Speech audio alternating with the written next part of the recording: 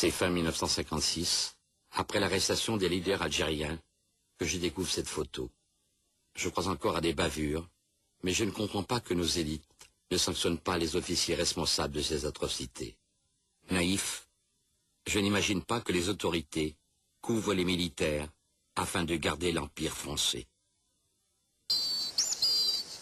Autant je réagis aux exactions, autant je ne saisis pas la gravité d'une mesure qui concerne une famille algérienne sur 4. Dès 1955, l'armée regroupe la population dans des camps, officiellement pour la protéger, en fait, pour priver l'ennemi de tout soutien. Ces regroupements, conçus par les autorités militaires, ne s'appuient sur aucun texte législatif. Plus de 2 millions de civils connaîtront ce sort.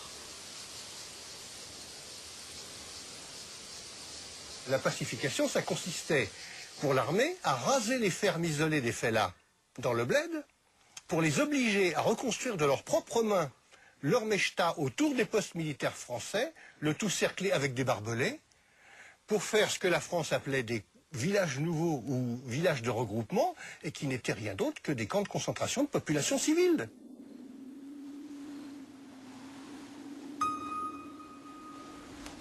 Et quand ces villages ont été faits, le commandant il a dit il faut que chacun ait sa carte nationale d'identité française. Et pour faire une carte d'identité, il faut une photo, tout naturellement. Le commandant a dit c'est Garanger qui va faire ça. Et en 10 jours, j'ai photographié 2000 personnes.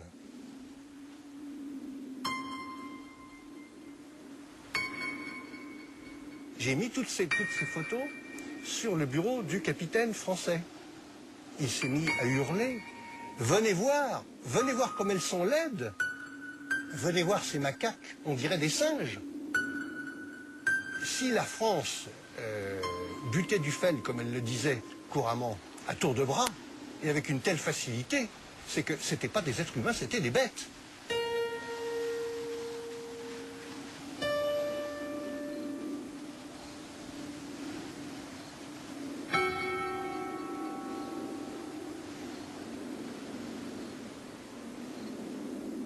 Ils vivaient dans des conditions d'hygiène déplorables, qu'on descendait souvent des enfants morts ou qu'on descendait des enfants très faibles qu'on retapait. Heureusement, on en a sauvé quelques-uns.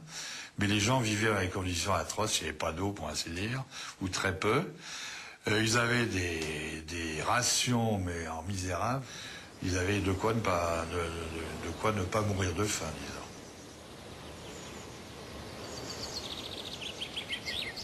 On accordait le droit aux Algériens d'aller travailler à leurs champs 4 heures par jour, mais comme en général ces camps se trouvaient à des kilomètres de leurs champs, ils ne pouvaient pas y aller. Et donc toutes les personnes prises les armes, sans armes ou avec les armes à la main, dans ces zones interdites, étaient déclarées faits de la guerre. Voilà, donc soit éliminé tout de suite, soit suspecté, emmené dans un camp, torturé et descendu. Et ça, on l'oublie complètement. Face aux horreurs vécues, des familles algériennes alertent directement les autorités françaises.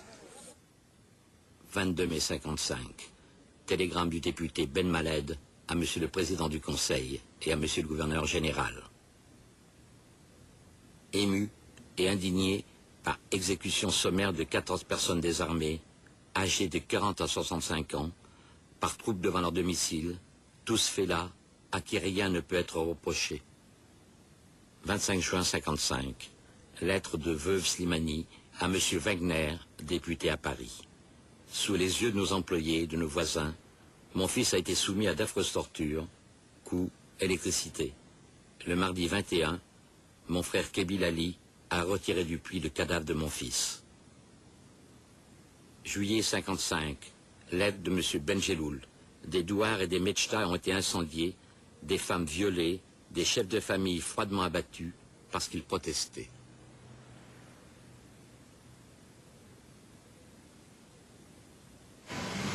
Ces plaintes ne trouvent pas d'écho en métropole.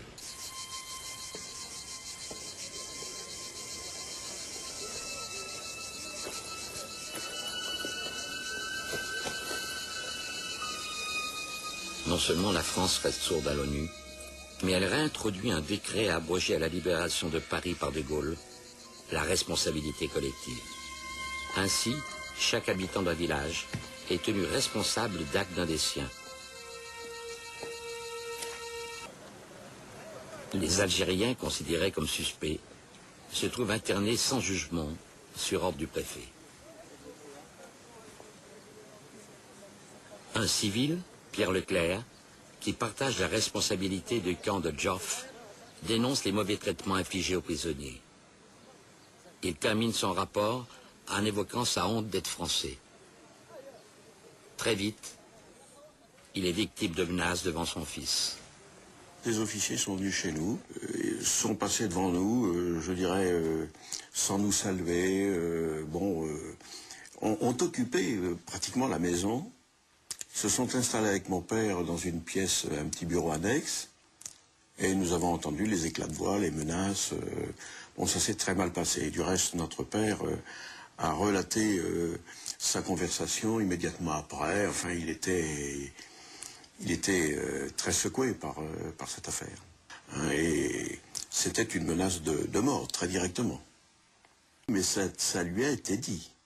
Nous avons entendu dire, si vous restez ici, de toute façon, vous disparaîtrez, et tout ça, on mettra ça sur le dos d'une attaque du camp ou quelque chose de semblable.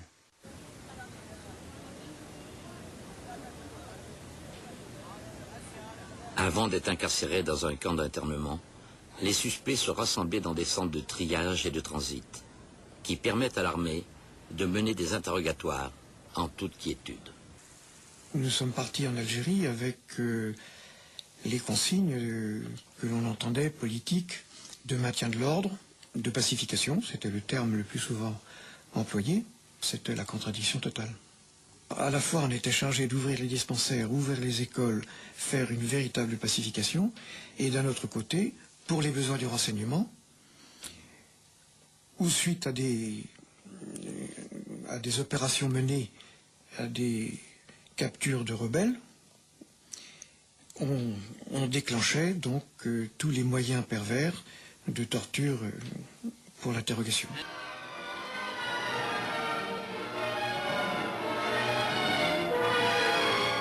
Et la nuit, on entendait les hurlements de ces gens. Et donc récupérer le matin les enfants alors qu'ils avaient entendu dans le camp les hurlements de leur peut-être père ou ami, c'était quand même pas très évident. Stanislas Hutin, fils d'un journaliste, prit de nombreuses photos de ses élèves, et entre autres, du petit Boutout.